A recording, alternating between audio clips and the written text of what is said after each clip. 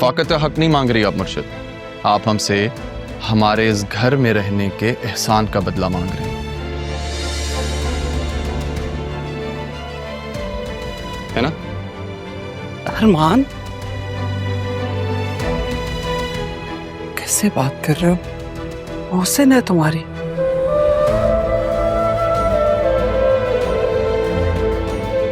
मैंने तुम्हें ये तो नहीं सिखाया ना?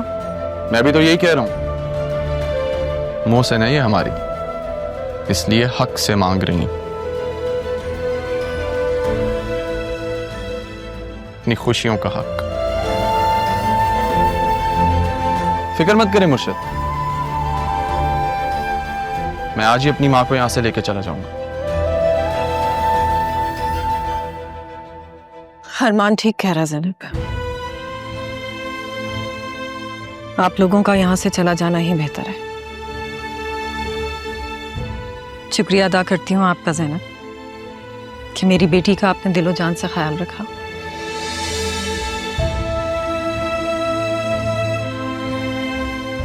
लेकिन अब मैं आ गई हूँ। अब आप आ गई हैं तो आपको हमारी जरूरत नहीं। तुम बात दिल पे ले गए हो, बात की गहराई को तो समझो। कोई बात नहीं ज़ैनब,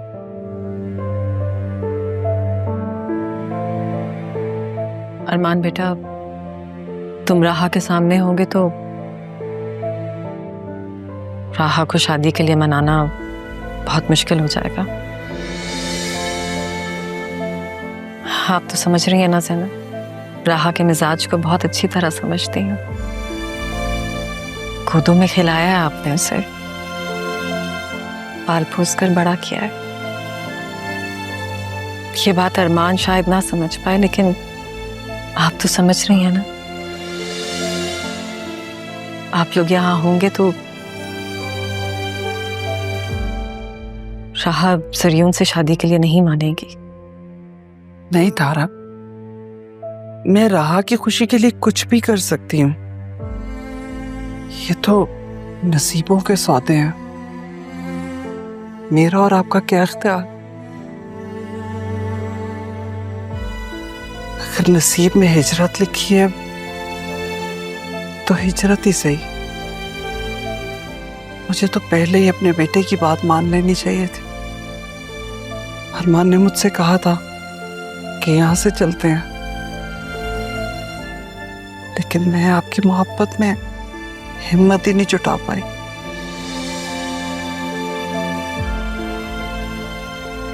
काश की बात मान ली होती तो आपको ये सब कुछ ना कहना पड़ता।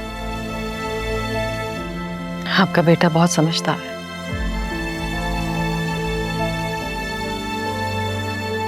कभी कभी आंखें ऐसे ख्वाब देख लेती हैं जिसकी ताबीर रेत पे बने घर जैसी होती है। आपका हुक्म सर आंखों पे मुर्शिद, मैं आज ही अपनी माँ को यहाँ से लेके चला जाऊंगा। मुर्शिद भी कहते हो और मुर्शिद की मुश्किल को समझते भी नहीं।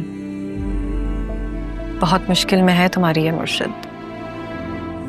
बेटी के नाम पर इज्जत बहुत बड़ा इम्तिहान होती है।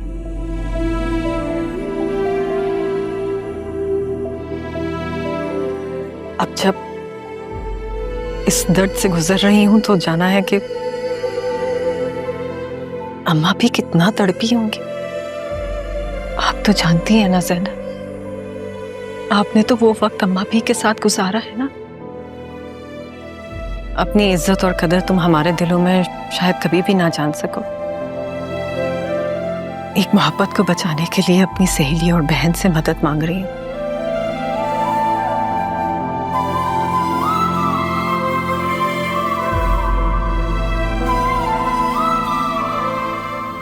वैसे ही आपसे बात करने आ रहा था अम्मी, लेकिन जो होता है अच्छे के लिए होता है। बैठे ना।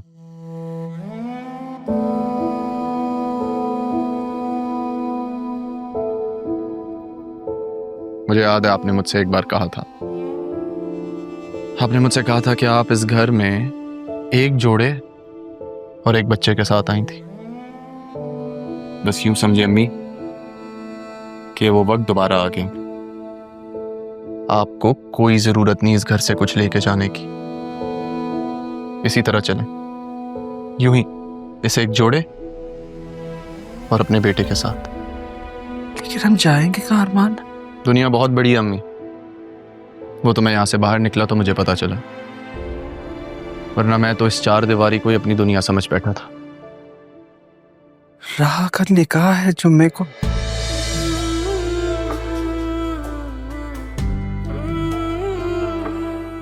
और वो नहीं मान रही, इसीलिए तारा बहुत परेशान। उसे गलत मत समझना, वो नहीं चाहती अरमान कि राह वही गलती दोहराए जो सालों पहले उससे हुई थी।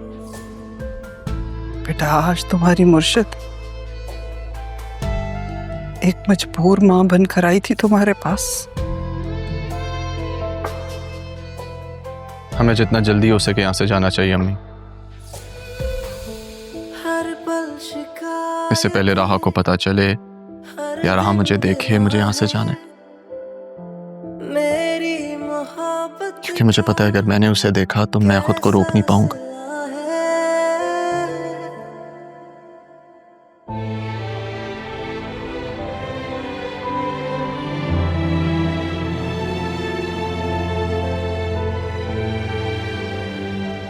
मैं तुम दोनों को इसी तकलीफ से तो बचाना चाहती थी, लेकिन तुम समझ नहीं सके।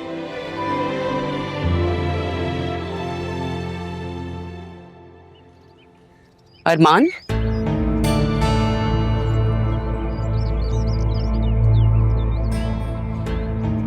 कोई काम था क्या? मुझे तुमसे क्या काम हो सकता है? तुम्हारी दोस्त की अगले हफ्ते शादी है, तुम्हें घर के कामों में हाथ बटाना चाहिए। इसी तो तुम ऑफिस में हो ना, यहाँ तो तुम मुलाजिम हूं, जानता हूं। किस बात का डर है तुम्हें अरमान? आगे बढ़ो और प्यार से अपने प्यार का हाथ थाम लो। तुम उसे किसी और का होते हुए कैसे देख सकते हो? नाम अरमान है तो अपने अरमानों को पाने के लिए हिम्मत भी तो करो। असिस्टेंट कमिश्नर हो तुम। नाम अरमान रख लेने से जरूरी नहीं इंसान के सारे अरमान पूरे हो जाएं। इसके बावजूद मेरी एक खासियत जरूर है, मैं हार नहीं मानता। इसलिए प्लीज आप खुद को यूं मत थकाएं। इधर देखो, ये जो हमारे हाथ की लकीरें हैं ना, ये एक्चुअली हमारे ख्वाब होते हैं। इन ख्वाबों को कैद करना जो सीख लेता है वो विनर होता है।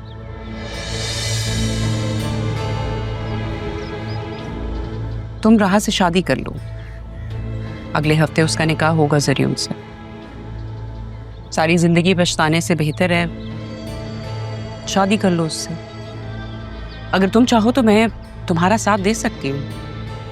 आपने गलत दरवाजा खटखटाया।